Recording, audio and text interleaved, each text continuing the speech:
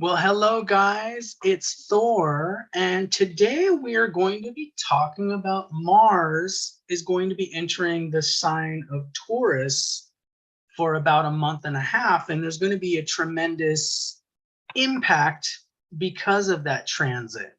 We recently just got off a huge conjunction that just happened on July 31st to August 2nd. You guys are probably aware of the Rahu, Mars, and Uranus conjunction that happened. And I know that the next 90 days are going to be very volatile, very pivotal for world events. And I feel like the second half of 2022 is going to be crazy. And we already had Nancy Pelosi visiting the island of Taiwan. I thought she wasn't going to go, and she ended up going. And China is fuming mad about this. So China's been running all sorts of drills all around Taiwan. And this is definitely not something that I feel like they're just going to shrug off lightly. So we're definitely in a world that's a tinderbox right now. And when I look at the world and what's happening, it is almost like we are having a repeat of one of these old reincarnation cycles from World War II. If you think about it, right before World War II, Britain was basically the main superpower on the planet. And there was this whole realignment through World War II, the conditions right before it. There was a war, and then there was the strategic realignment of all the countries where the United States became the dominant superpower in the world. And right now, we have China. It's a rising country. It's a rising power. The economy is set to overtake the US economy in the next decade or so. So this is very interesting to watch. And so it is almost like these countries are beginning to saber rattle with each other because of that 3D consciousness that wants to have that king of the hill type of consciousness. Hopefully we can evolve past that. We don't want to stay in 3D consciousness. But I'm going to let you guys know what I feel like this Mars and Taurus transit's going to do for the world in the next few months here. I have a presentation that I would like to share with everyone. So let me pull that up for you guys. If you guys are new to my channel, and by the way, thank you all the people that are here live. Nice to see you. Thank you guys for being here, and thank you for supporting. Those of you that are new to my channel, please make sure you guys like and subscribe. My goal is 10,000 subscribers. I'm hoping to get there. We're at about 1,250 or so. So, I mean, way better than last year. I think last year we were at 600, so we doubled it. And hopefully we'll just keep on exponentially growing those numbers. If you guys are interested in your own personal Vedic astrology reading, you guys can purchase those through my website. The information is down below, and there's a special discount for this month of August till August 31st. It's 40% off if you use code name Thor at checkout. Okay, so check that out if you guys are interested. And by the way, guys, I do Vedic astrology, not Western tropical astrology. All right, I wanted to talk a little bit. I went on a little bit of a rant already about this, but there's a lot of influences happening right now. So when we do astrology, when we make predictions, we have to remember we're not doing this in a vacuum. We're not doing this in like an environment where there's not other stuff happening. So there's already momentum of other previous karmas that are unfolding right now. For example, we have the high inflation. We have the Nancy Pelosi trip and tensions with the USA and China and Taiwan. Okay, so when we're making these predictions, we're really looking at these new karmic unfoldments that are happening with the unfolding karma. So you have to look at this as energy patterns. These are energy patterns that are unfolding, and we're trying to watch the planets in the night sky, in the heavens, to be able to determine how those energy patterns are going to act on the other energy patterns that are currently happening. So this is a model of reality. We're going to get a little bit matrix on you guys. So Nancy Pelosi trip to Taiwan has increased tensions between USA and China. Worldwide inflation is very high. I saw a video on Twitter, and I don't know where it was, but they were saying inflation in some country was like 50 or 60%. It's really bad in some places around the world. It's getting really bad. Mars, Uranus, and Rahu conjunction just happened. Like I said, guys, next 90 days, we're in the danger zone. Okay. There's a potential with this recent conjunction that happened, and with all this Mars energy, with Rahu being in Aries, Uranus is still in Aries. There's a potential for international conflicts. We're not out of this war energy yet. And earthquakes. Okay, natural disasters. I haven't talked too much about those, but I've been having some feelings and intuitions over the last few weeks when I've been coming out of my meditations, and I've been having these images of worldwide earthquakes, really big earthquakes. Okay, like apocalyptic type earthquakes I'm seeing. I don't know where they're going to happen exactly. We might see some on the west coast of the US. I'm not sure, but I'm having these feelings of these earthquakes happening. All right, so let's talk about Mars and Taurus, guys. This is going to start August 10th, 2022, and it's going till October 16th, 2022. So those of you guys that are new to astrology, Taurus is ruled by the planet Venus. So when we're looking at the planet Venus, which represents love, romance, relationships, it even represents things like sugar, good food, luxury. Venus, it rules Libra and it rules Taurus. So it rules those two signs. So when Mars is entering Taurus, it really is entering the house. Imagine that the house is actually a physical house built, and Mars is going to be occupying that house. Well, is Mars going to feel comfortable as a house guest in Venus's house? Well, the answer is no. Because Venus and Mars, they have two different types of energy, and really they actually represent the divine masculine and the divine feminine. That's a whole nother talk that we could talk about in another video, but they're different types of energy. So Mars doesn't feel comfortable in Venus's house. Mars is definitely in a mood of having an outburst while it's transiting Taurus. And we're going to go back to the presentation. But I wanted to break it down to you guys that maybe this is somewhat new to you.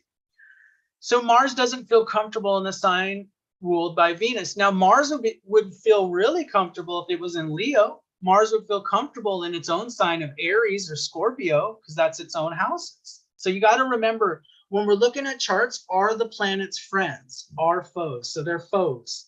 They're definitely not friends. So this is really going to be about balancing the masculine and the feminine energies out this next few months. Now, Taurus, if we use Aries as the first house, and we're going to take a look at it, and I'm going to show you guys in the chart in a minute here. If we take Aries as the first house, Taurus represents the natural second house. So that's why Taurus has these connotations of the second house. For example, savings, assets, worth, resource storage, treasuries. This is a house that thrives on stability. So let's take a look at that. When we're dealing with planet Venus and Taurus, remember that it wants stability. It doesn't want something like Mars. If you imagine Mars being like an anarchist coming in, and he's going to come in like a bull in a china shop. Okay, so Mars is coming in with this tremendous yang energy. Okay, so it's kind of like, oh, you know, Taurus isn't going to feel comfortable either. I mean, Venus isn't going to feel comfortable with this. So let's take a look at the chart. I made a chart of the day. So this is the chart of August 11th. This is going to be the day after. And I made the first house, if you guys remember. So I adjusted it so that Aries is the first house. So when we talk about the natural zodiac, Aries is the first house in the natural zodiac. So that's just the order of how the signs start. So remember, we just got off that conjunction that just happened. But remember, Rahu's still in Aries until October of 2023. So Rahu's going to be there for a very long time. And then we also still have Uranus in the sign of Aries. So those planets are still very much active. And remember, this conjunction next 90 days, we definitely could see some definite events coming out of this. Now, Mars was in here, and now it's in the sign of Taurus, which represents the second house. So this is where Mars is, and it's heading this way. So when we look at the planets, normally they're transiting clockwise in the zodiac. When they go retrograde, they're going counterclockwise, using the South Indian chart that I'm using. So we got Mars here in the sign of Taurus. It doesn't feel comfortable there. That's why I see a lot of market volatility. If you think about it, the second house represents assets. It represents accumulated assets. 11th house would represent more of networks. Oops. 11th house is more represents how we earn our money, whereas second house is going to represent how do we save our money. So when Mars is there, remember, Mars is a natural malefic. It's known as a cruel planet. Okay, there's gentle planets and cruel planets. So we have a cruel planet coming into Taurus, which is nice, usually a nice, gentle house. So that's what's happening. I feel like there's going to be a lot of volatility. Now, Mars, remember, guys, Mars can sometimes increase the earnings. Don't get me wrong. Sometimes Mars in the second house in an individual's chart can actually drive that person to, acquire wealth very quickly. But always remember, Mars is a killer. Mars is a destroyer. So out of all of the cruel planets, Mars will actually destroy things. Mars will completely destroy things. So Mars has no problem with destroying assets. Okay, especially because Mars, in the ultimate sense, I want you all to be aware of, Mars represents Dharma. So if there's something going on in this world that's holding the world back and holding consciousness back, Mars has no problem destroying that thing for the sake of consciousness to grow. So if the world, if earthly humans have us all locked into poverty consciousness and into this matrix of debt, Mars has no problem taking us out of that situation if it's going to prevent consciousness from expanding. So like I said earlier, guys, Mars and Taurus, Taurus craves stability, not Mars. So Mars represents a massive release of energy. Think of it as massive, not only emotional energy. Scorpio would represent more emotional, but this is like massive, like kinetic energy entering the sign of Taurus. It's not necessarily a good time for the financial markets. They could gyrate because Mars is the natural eighth lord. I tend to see a lot of volatility in the financial markets, and there could be a lot of wealth destruction. So what I'm seeing and what I'm analyzing with everything that's going on in the world is, if you look at the bottom of the slide here, I said, can simultaneously represent severe price inflation. Oh, I see the price inflation going up big time. So all of you, price inflation, food, oil is going to go up exponentially over the next few months. Okay, that is not over. I know the Federal Reserve is raising the interest rates, but we are definitely in an emergency situation. The food is going to rise. Taurus does represent things like farmers, their fields, food. Okay, the price of food is going to. So that's how the prices are going up because of that energy. And then simultaneously, what is severe inflation going to do for the average person? Well, it's going to have a destructive effect. Also, guys, this is what I'm seeing. This whole thing, these tensions with, say, like the US and China and so forth, a lot of times, what they can do, these countries, is respond to each other in financial type of wars. Okay, so that also could be on the table for the next few months. I want you to be aware of some trade wars. So instead of Star Wars, let's say trade wars. So financial wars, we could see some financial wars or trade wars happening between nations during this period. There's a lot of tensions. There's Russia, Ukraine. There's the China and Taiwan situation. You see, this is like before World War II, like I'm saying. This is like, so what are they going to do? Well, they're going to do moves on each other. Look at this: blockades of goods, currency wars, and other financial wars due to global political instability. How do they weaken their political foes? Think about it. Think about it like a chess player. How do you weaken other situations? Well, if you start preventing the flow of goods and services, then yeah, that's going to be doing some harm to other nations out there. And also, I see this as the sharks have entered the financial waters. I would be very careful in the stock markets. There could be some real sharks out there, okay? And I mean sharks that have a lot more knowledge than the typical average normies out there. So you have to be careful right now. Civil unrest due to problems like high inflation and low wages. Last time I checked, I don't know, did you guys notice the wages going up with this inflation? I haven't. Okay, so I want you all to also watch China and the USA closely and watch the Russia-NATO situation very closely. We are still in a very much a danger zone. Very scary time. You know, and we are much in the danger zone. This is the type of energy with that conjunction that happened. And with Saturn currently being Capricorn, remember, let's take a look at that again, because I want to remind you all of that. Let's take a look at that again.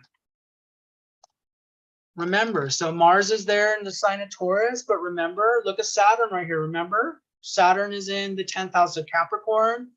And then we got Pluto there. This is changes of governments. Okay, so everyone's feeling this tight squeeze on them right now. Who's going to survive out of all of this? The next 6 months are going to be key, I'm telling you. It's going to be absolutely world changing the next 6 months. So this is like, get out the, get out the popcorn, but make sure you're saving your food as well, okay? Because this is a lot of life-changing global events. So let's go back to this. You guys, also, I want you to know, it's not over yet. Even when Mars, okay, I said Mars is going to be out. I forgot the dates here. So Mars is going to be out of Taurus, entering the sign of Gemini, October 16th. So it's going to originally move through those signs, remember?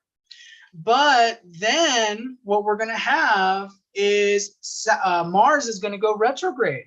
So starting October 30th, Mars is going to go retrograde back into Taurus.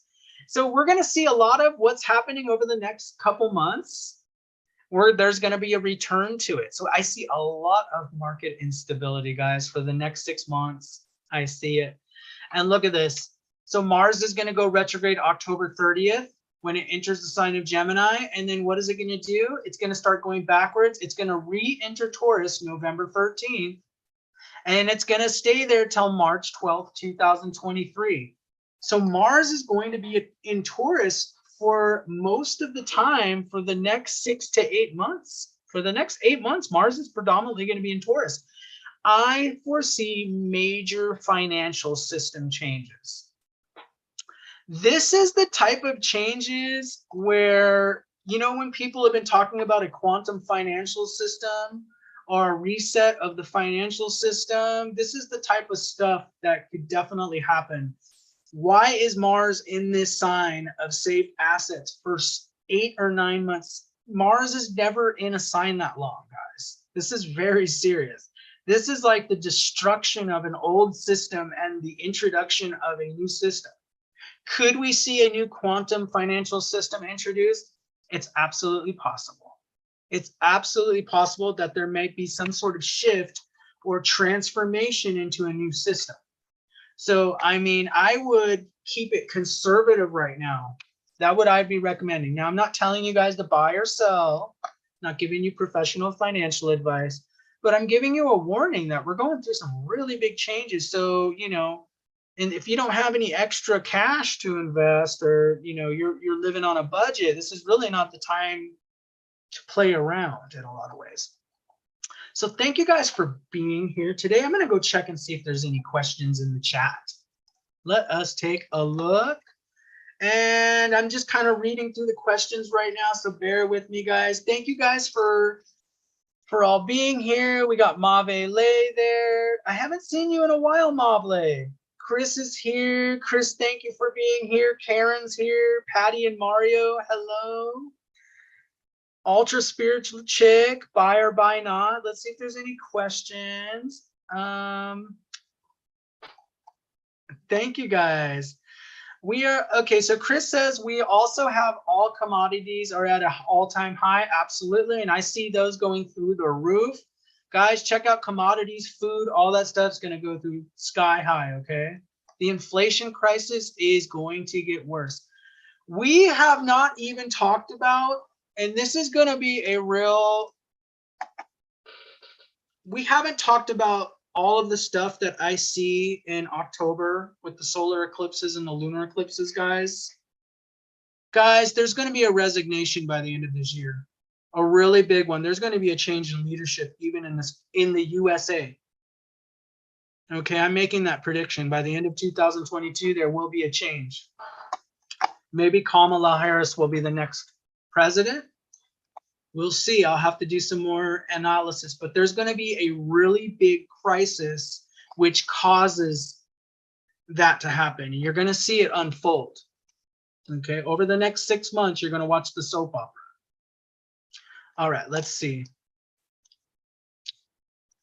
All right, let's see. Do I believe financial crash will be in fall?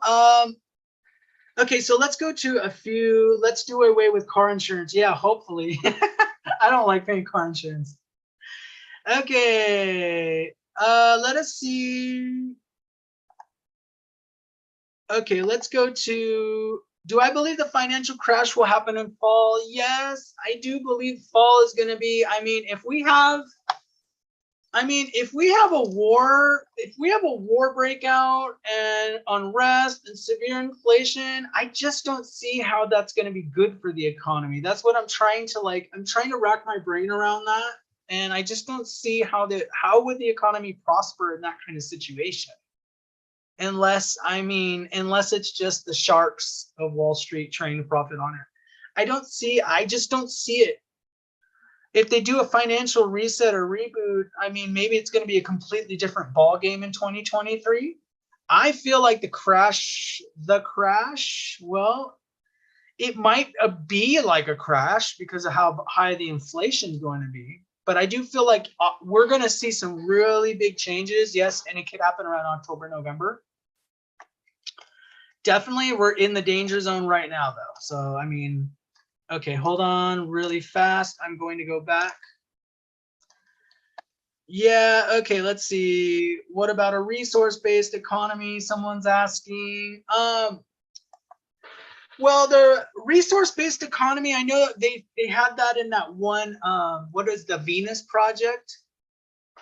You know, I'm all for, this is what I'm for. I'm for economy that's, based on real exchange of value and values human life and values the planet, okay?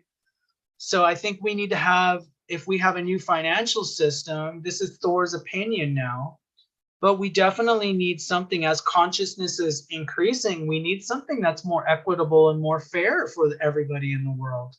We need something where there's fair value exchanged, and it's not all the value is being funneled to a few people that have, all the assets on Wall Street. And we need an economy that actually works for everybody.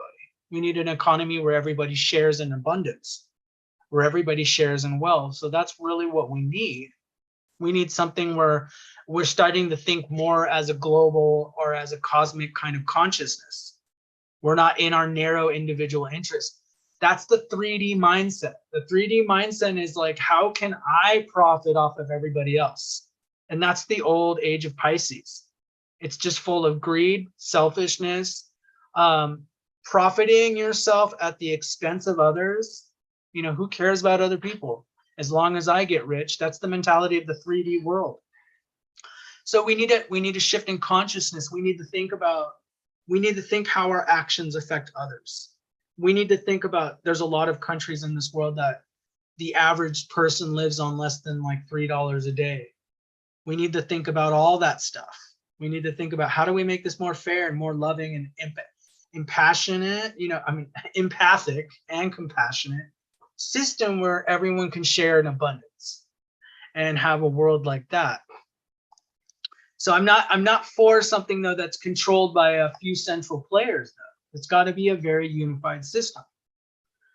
All right, let's go to anything else. So thank you guys so much for being here, and everyone, thank you. Some of my opinions there at the end. I will be doing another video in a couple days. I'm going to be doing another video if you guys are interested. I'm doing a series, once in a while. I'm going to be releasing a video on Ted Bundy, because I know true crime is really popular right now. So I'm going to be looking at the origin of evil, and we're going to be analyzing what kind of karma, what kind of karma causes somebody to go out there and take evil actions like that. So if you guys are interested, in a couple days, I'm going to be doing a live stream, and we're going to be analyzing that chart. So thank you guys so much, and let me know down below, those of you guys that are watching it after the fact, let me know what you guys think. Thank you guys, and take care.